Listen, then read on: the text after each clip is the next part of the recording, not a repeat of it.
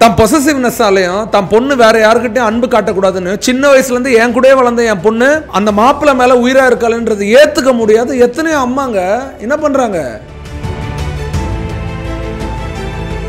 திருமணத்துக்கு அப்புறம் ஒவ்வொரு பொண்ணும் நிம்மதியா வாழணும் அப்படின்னா வைஃப் டார்ச்சர் தாங்க முடியாத ஒரு நிலைமையில இந்த வீடியோ இன்னைக்கு பார்த்துட்டு இருப்பேன். இந்த நிமிஷமே மனசார சொல்றேன், நல்லவங்களுக்கு மட்டும் துரோகம்னு ஒன்று நினைச்சாலும் சரி, அவங்கள அழிக்கணும்னு நினைச்சாலும் சரி, இல்லை அவங்கள பற்றி தேவையில்லாத வதந்திகள் கலப்பினாலும் சரி, நான் இப்பயும் சொல்றேன்,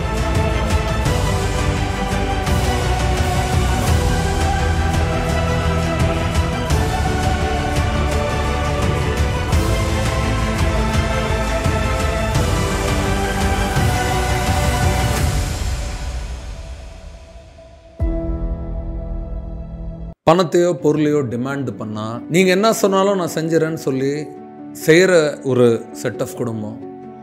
இன்னொருத்தர் எதுவுமே எனக்கு வேணாங்க, பொண்ணு மட்டும் கொடுத்தா போதும் அப்படின்னு சொல்லி கட்டிக்கிட்டு அதுக்கப்புறம் கேட்கலாம்னு நினைக்கிற ஒரு குடும்பம். இன்னும் சில பேர் எதுவுமே இல்லாத ரொம்ப சாஃப்டா அவங்க கேட்கறத விட அதிகமாக செஞ்சுட்டு அதுக்கப்புறம் சொல்லி சொல்லி காட்டுறவங்க ஒரு குடும்பம். சரி, ஒரு விஷயத்த நான் சொல்றேன், என்னை பொறுத்தவரைக்கும் இந்த டவுரி அப்படின்றது பணக்காரங்களுக்கு பிரச்சனையே இல்லை, ஏழைங்களுக்கு பிரச்சனை. ஏழைங்களுக்கு பிரச்சனை அப்படின்னா உங்களுக்கு தெரியும், அது ஒரு நாள் 2 நாள் பிரச்சனை இல்லை, வாழ்க்கை பூரா அவங்களுக்கு பிரச்சனை. சமீபத்தில் அத்துல் சுபாஷ் அப்படின்றவர் ஒரு 1.5 hour வீடியோவை ட்விட்டர் பண்ணி ரெக்கார்ட் பண்ணி போட்டு மிஸ்டர் நரேந்திர மோடிக்கும் நம்ம பிரைம் மினிஸ்டருக்கும் அது மட்டும் இல்லாத எலான் மஸ்க்குக்கும் இதை டேக் பண்ணிவிட்டு ஒரு 24 பக்கம் லெட்டரை எழுதிட்டு, அது மட்டும் இல்லாத பிரசிடெண்ட்டுக்கும் ஒரு விண்ணப்பத்தை வச்சுட்டு தன்னோட மரணத்துக்கு காரணம் மனைவியும் மனைவியோட குடும்பத்தையும் எழுதி வச்சுட்டு தன்னோட உயிரை இழந்துடுறாரு. அவர் என்ன சொல்லியிருக்காருன்னா, என் குழந்தைய மட்டும் எப்படியாவது எங்கள் அம்மா கிட்டே எங்கள் அப்பா கிட்டே வளர்கிற மாதிரி பார்த்துக்கங்கன்னு. எவ்வளோ பெரிய வேதனை இல்லைங்க இது. கல்யாணம் பண்ணுறது ஆசாசியாக எதுக்குங்க? வாழ்கிறதுக்கு, ஒன்றா இருக்கிறதுக்கு, குடும்பம் நடத்துறதுக்கு, குழந்தை குட்டியாக பெற்று போடுறது, அப்புறம் சேர்ந்து அந்த குழந்தைக்காகவும் அந்த குடும்பத்துக்காகவும் வாழ்கிறது, இதான வாழ்க்கை. ஆனால் நிறைய நேரங்களில் பசங்களோட வாழ்க்கை நரகமாயிடுது, சம்டைம்ஸ் பொண்ணுங்களோட வாழ்க்கை நரகமாயிடுது இந்த குடும்பத்தில். இப்போ என்ன இங்கே பிரச்சனை அப்படின்னா, குடும்பத்துக்குள்ள ஆணு பெண்ணு ஹஸ்பண்ட் ஒய்ஃப்குள்ள ரிலேஷன்ஷிப்பில் எப்போ இந்த 3வது மனுஷங்க உள்ள வர ஆரம்பிச்சாங்களோ அன்னைக்கு அழிவு ஆரம்பிச்சிருச்சுங்க. பாதி குடும்பத்துக்கு மேலே பிரிய ஆரம்பிச்சிருச்சுங்க. எதை நம்ம பெரிய நரகன்றோம், டவுரியை நரகன்றோம். இந்த டவுரியை கேட்கறது யாரு? அதிக நேரத்தில் பார்த்தீங்கன்னா அந்த பையனோட அம்மா. ஒரு பொண்ணுக்கு ஒரு பொண்ணு தான் எதிரி. சரி, அப்படி டவுரி இல்லாத குடும்பம் நார்மலாக போயிட்டு இருக்கு. ஒரு ஆண் உண்மையாவே லவ் பண்ணி ஒரு பொண்ணை கல்யாணம் பண்ணி நல்லா வாழணும்னு நினைக்கிறான். அந்த குடும்பத்தை பிரிச்ச எத்தனை பெண்கள்? யாரு? பொண்ணோட அம்மாங்க. தான் பொசசிவ்னஸாலையும் தான் பொண்ணு வேற யாருக்கிட்டையும் அன்பு காட்டக்கூடாதுன்னு சின்ன வயசுல இருந்து என் கூடயே வளர்ந்த என் பொண்ணு அந்த மாப்பிள்ளை மேல உயிரா இருக்காளுன்றது ஏத்துக்க முடியாது. எத்தனையோ அம்மாங்க என்ன பண்றாங்க? குடும்பத்தை எப்படி பிரிக்கலான்னு பாக்குறாங்க. என் கேட்குறேன், குழந்தை கொஞ்சம் வேணும், குழந்தைக்கு முத்தம் கொடுக்க வேணும், குழந்தைய தூக்கி உங்க வீட்டுக்கு வரணும், ஆனா அந்த குழந்தைய குத்த அப்பா வேணாம், அந்த குழந்தைய வர காரணமா இருந்தா அந்த அப்பா வேணாம், அப்பாவை பெத்த அவங்க அப்பா அம்மா வேணாம். நிறைய வீட்டுல இது பிரச்சனை. காலங்கள் இருந்ததுங்க, ஆண்கள் தான் கொடுமை பண்ணிட்டு இருந்தாங்க சொன்னாங்க. ஆனா இப்ப காலம் மாறிடுச்சுங்க, பெண் கொடுமை ரொம்ப மோசமா இருக்குங்க. அவங்க எந்த தப்பு செஞ்சாலும் பாதி நேரத்தில் அதை யாருமே கண்டுக்கிறது இல்லை. அதே ஒரு பையன் தப்பு பண்ணிட்டானா அது ஒரு பெரிய கண்ணு காது மூக்கு வச்சு அது வாழ்க்கை பூரா அவனை காலி பண்ற அளவுக்கு எத்தனை சட்டம் இருக்கு, எத்தனை சட்டம் சொல்லுங்க, எத்தனை சட்டங்கள் ஏற்றுறாங்க. எப்பவுமே ஆண்கள் கிட்ட இருந்து பெண்களை காப்பாற்ற, ஆனா பெண்கள் கிட்ட இருந்து இப்ப ஆண்களை காப்பாத்துற காலம் வந்துருச்சுங்கன்ற. ஆண் ஏதாவது சொல்லி காமிச்சிட்டானா ஆம்பளை சொல்லி காட்டுறான். ஆம்பளை ஏதாவது கோவப்பட்டா ஆம்பளை கோவப்பட்டான். ஆம்பளை அடிச்சிட்டானா ஆம்பளை அடிக்கிறான். ஆம்பளை குடிச்சிட்டானா ஆம்பளை குடிக்கிறான். ஆம்பளை சொல்லி காட்டுறான். ஆம்பளை என்ன சொல்றது, இரிட்டேட் பண்றான். ஆம்பளை குழப்பறான், பிளாக்மெயில் பண்றான். ஆம்பளை இதை பண்ணிட்டான் அதை பண்ணிட்டான். ஆனா இதெல்லாம் விட அதிகமாக பெண்களும் பண்ணிட்டு இருக்காங்க. வெளியே தெரியல அப்படின்றதால பெண்கள்லாம் ரொம்ப நல்லவங்களும் ஆண்கள் ரொம்ப கெட்டவங்கன்னு மட்டும் தெய்வ செய்து நம்ம யாரும் நினச்சிக்க வேணாம். இங்கே திருந்த வேண்டியது நிறைய நேரங்களில் எல்லாரும் தான். யார் தப்பு பண்ணாலும் அதில் திருந்தி ஆகணும். நான் இப்பயே சொல்கிறேன், திருமணத்துக்கு அப்புறம் ஒவ்வொரு பொண்ணும் நிம்மதியாக வாழணும் அப்படின்னா உங்கள் அம்மா அப்பாவுக்கு நீங்கள் முழுசாக டாட்டா பாய் பாய் காட்டாத உங்கள் வீட்டுக்காருக்கும் உங்கள் குடும்பத்துக்கும் ஹாய் ஹாய் உங்களால் சொல்ல முடியாது. ஒரு இடத்துல பாய் சொன்னாதான் இன்னொரு இடத்துல முழுசாக ஹாய் சொல்ல முடியும். ஒரு இடத்துல கட் பண்ணாதான் ஒரு இடத்துல உருவாக்க முடியும். Without braking you cannot create.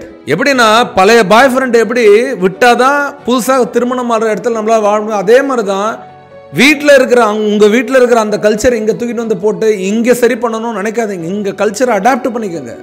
நிறைய நேரத்தில் பசங்க என்ன பண்ணிடுறாங்க அப்படின்னா, டோட்டலாகவே மனைவி கிட்ட நடக்கிறது எல்லாத்தையும் போய் அம்மா கிட்ட சொல்கிறீங்க.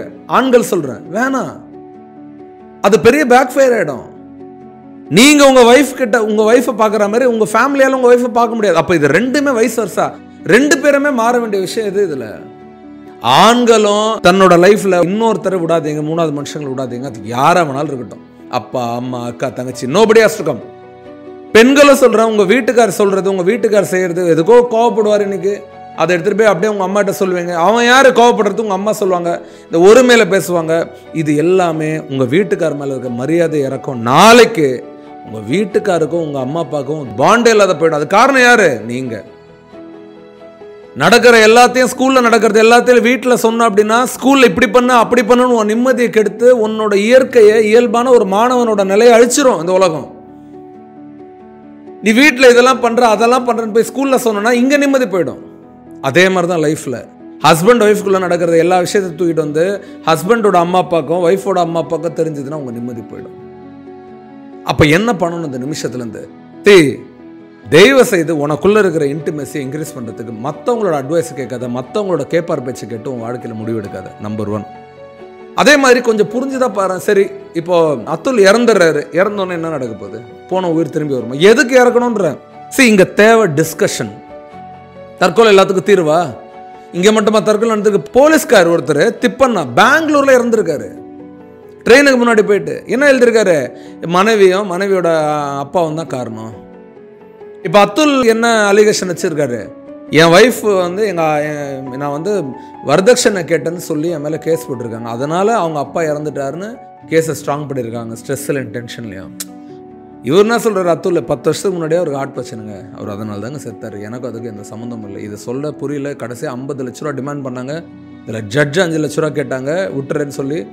எங்கே போனாலும் காசு, எல்லா மேலே பழி, என்னால் இது மேலே இந்த பூமியில் வாழ முடியலன்னு சொல்லிட்டு ஓடிட்டார். நான் இப்போயே சொல்கிறேன், சாட்டை எடுத்து நாட்டை திருத்தி தான் ஆகணும். உங்களோட இண்டிவிஜுவாலிட்டி தான் அந்த சாட்டை. யாருக்காகவும் இண்டிவிஜுவாலிட்டியே எடுக்காது. நீ யாரு, நீ உண்மையாரு, நீ மனசாட்சிக்கு விரோதம் இல்லாத, நீ நிம்மதியாரு.